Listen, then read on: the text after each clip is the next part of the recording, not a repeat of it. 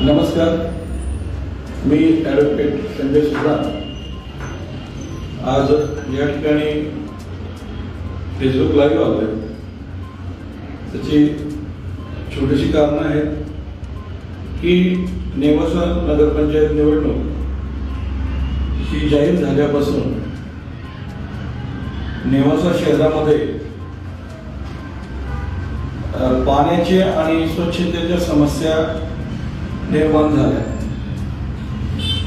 परंतु या समस्या का निर्माण झाल्या याची मी थोडक्यात माहिती आपल्याला देतो आणि सत्य परिस्थिती आपणासमोर आणू इच्छितो की या ठिकाणी पाण्याचा विषय जर आपण म्हटला तर नेवासाची परिस्थिती अशी आहे, धरण उशाशी आणि कोरड घशाशी अशी आपल्या नेवासकर जनतेची परिस्थिती झाली आहे. तसंच स्वच्छतेच्या बाबतही गेली अनेक दिवसापासून ते प्रश्न तयार झाले. जसे इलेक्शन जवळ आलं आणि त्या प्रश्न तयार झाले.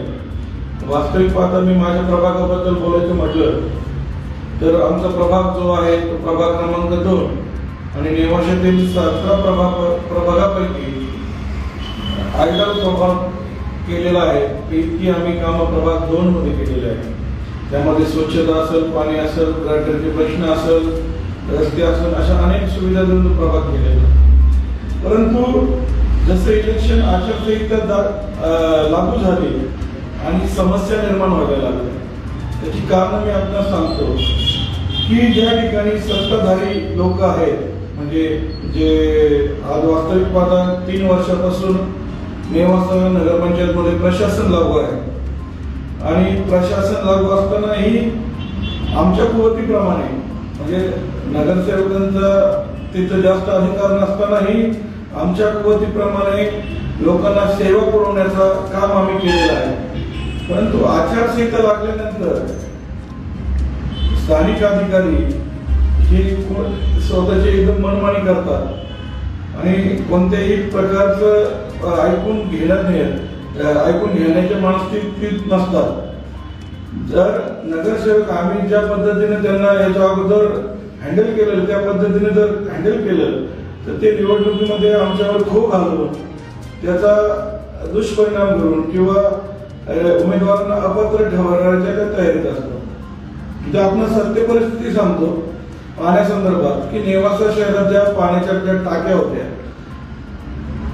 3 टाक्या होत्या, त्यापैकी जुन्या 2 टाक्या आता 15-20 दिवसापूर्वी प्रशासनाने कोणतीही विचारपूस न करता किंवा ज्या माजी नगरसेवक किंवा जनतेला कोणत्याही प्रकारचा विश्वासात न घेता त्या मोठ्या मोठ्या पाण्याच्या टाक्या ह्या पाडून टाकलेल्या आहेत. त्याची कारण दिली की ती जुन्या टाक्या झालेल्या होत्या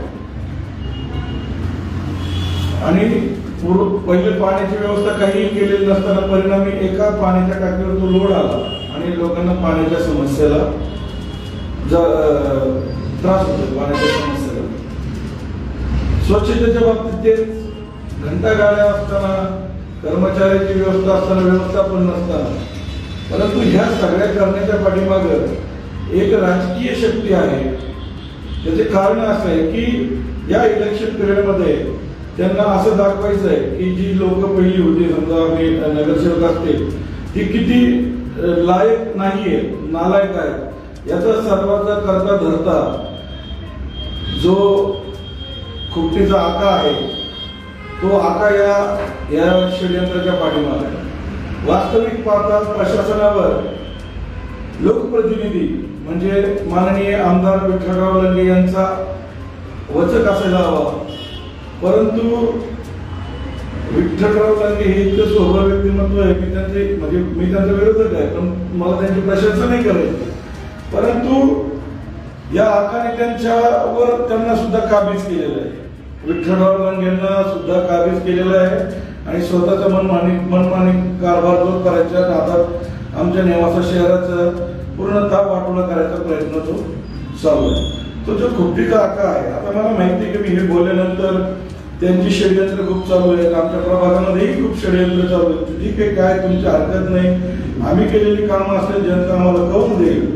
परंतु या व्हिडिओद्वारे मी सांगू इच्छितो की जे प्रशासनाला हँडल करायचं काम आचारसंहिता लागल्यानंतर आमचं तर काही चालत नाही, परंतु प्रशासनावर तालुका प्रतिनिधी म्हणून विठ्ठलराव लंगे यांचा जो दाब असायला पाहिजे होता तो दाब न पडता केवळ जनतेला मेटाकुटीच आणायचं आणि इतका त्रास द्यायचा, म्हणजे एखाद्याला असं असायचं की एखाद्याला 8-10 दिवस उपाशी ठेवायचं आणि नंतर त्याला एखादी भाकर खाऊ घालायची, म्हणजे त्याला वाटतं की मला एक भाकर खाऊ घातली, आता हे खूप चांगले लोक आहेत. अशा पद्धतीने हे काम दाखवायचं काम हे जे म्हणजे मला विठ्ठलराव लंगे म्हणून नाही म्हणता येतं, पण विठ्ठलराव लंगे फक्त आता नामधारी आमदार राहिलेल्यासारखे झालेले आहेत तालुक्यामध्ये. त्यांच्यावर कमांड ही खुट्टीच्या हक्काची झालेली आहे. त्यांनी आमच्या शहराचं वाटोळं करण्याचं ठरवलेलं आहे. त्यांनी त्यांच्या मनासारखे उमेदवार जे त्यांचं ऐकतील आणि त्यांच्या पद्धतीतच, म्हणजे आपण म्हणू की जुन्या पद्धतीमध्ये आपण जे मराठी पिक्चर बघत होतो आणि त्या मराठी पिक्चरमध्ये ते लाला एखादा विलन असायला पाहिजे किंवा ते निळफुलेसारखी ज्या भूमिका असायच्या त्या पद्धतीचं त्यांनी जो नगराध्यक्ष पदाचा उमेदवार दिलेला आहे त्याची ती मानसिकता तशी आहे की एकाधिकारशाही म्हणता येईल आपल्याला. म्हणजे तो आका पण एकाधिकारशाहीवाला आणि त्यांचा उमेदवार ही एकाधिकारशाहीवाला.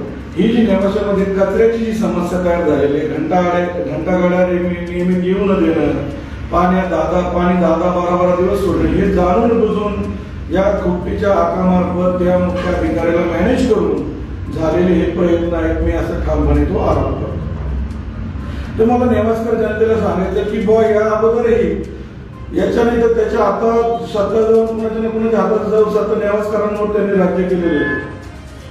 तर मी विनंती करतो की आता या आकाच्या हातात म्हणजे जो खुट्टीचा आका आहे याच्या मनसुब्यावर आपण पाणी फेरलं पाहिजे. आणि जी यंत्रणा मी विठ्ठलराव लंगेंना विनंती करतो की आपण तालुक्याचे आमदार आहात, आपण प्रशासनावर दबाव टाकायला पाहिजे. आपणही आपल्या आकाच्या हातचं भावलं नाही झालं पाहिजे आणि प्रामाणिकपणे जनतेला न्याय दिला पाहिजे. कोणताही भेदभाव न करता तो आपण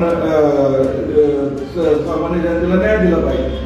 मुख्य अधिकारी किती मुगरूर आहे, किती मुजोर आहे हे आपणास माहिती आहे. त्याची कल्पनाही तुम्हाला आलेली आहे. या अगोदर तुमच्याकडे तक्रारी आलेल्या आहेत त्यांच्या, म्हणजे अग्निशमन दलाची गाडी वेळेवर न येणे, फोन न उचलणे, स्थानिक ठिकाणी ते न राहणे आणि हा इतका उहापोह केलाय की आम्ही फक्त रिॲक्ट झालो पाहिजे आणि आमच्यावर आचारसंहितेचे गुन्हे काहीतरी दाखल झाले पाहिजे या हेतूपणे आम्हाला फार शेवटच्या घटकापर्यंत तुम्ही विरोध करायला लावताय.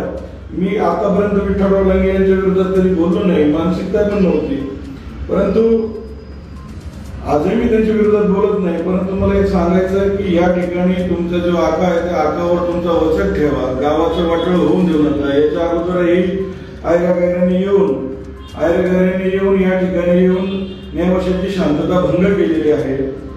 तर मी विनंती करतो की कोणाच्याही भूल दाबीला न बळी पडता की जो स्वच्छतेचा प्रश्न आहे आणि पाण्याचा प्रश्न आहे याला सर्वस्वी जबाबदार हे खुट्टीचा आका आणि त्यांनी नेवासा प्रशासनावर ठेवलेली कमांड हे जबाबदार आहे. तर विठ्ठलराव लंगे यांनी त्याच्यात लक्ष घालावं. नेवाशाचा जो महत्वाचा पाण्याचा प्रश्न आहे आणि स्वच्छतेचा प्रश्न आहे तो त्यांनी तेवढीच हाती घालावा, नाही तर जनता त्यांना योग्य उत्तर देणारच आहे. येणाऱ्या 20 तारखेच्या इलेक्शनमध्ये मी आपणास आवाहन करतो की प्रभाग क्रमांक 2 मध्ये माझी पत्नी आम आदमी पार्टीकडून झाडू या चिन्हावर व इतर प्रभागामध्ये क्रांतिकारी शेतकरी पक्षाचे उमेदवार बॅट या चिन्हावर उभे आहेत आणि नगराध्यक्ष पदासाठी एक सोज्वळ आणि संयमी नेतृत्व नंदकुमार पाटील हे बॅट चिन्हावर उभे आहेत. आपण यांना मतदान करा, निवडून द्या आणि आपण स्वतः गावकरी म्हणून कसं लढू शकतो हे आपल्याला दाखवायचं. परंतु हात जोडून विनंती आहे की नेवाशाची शांतता भंग होईल असं नेतृत्व आपण देऊ नका. कारण जो उमेदवार नंदकुमार पाटील यांच्या विरोधात दिलेला आहे त्याचं आपण बघताल तर तुम्ही सांगाल की तो एक व्हाईट कॉलरचा गुंडाच आहे. तहसीलदारांना मारहाण करून लोकांचे रस्ते अडवलेले आहेत त्यांनी आणि गावही त्यावेळेस एक भावनिक कुठे त्यांच्या पाठीमध्ये उभं राहिलं. परंतु त्याचा गैरफायदा घेऊन आज तेच इलेक्शनला उभं राहून त्याचं आम्हाला काय माहिती ते राजकारण या पद्धतीने करणार होतं. त्याच्या पाठीमागचा करता करविता धनी हा खुट्टीचा आका आहे. या आकाच्या नादी लागू नका.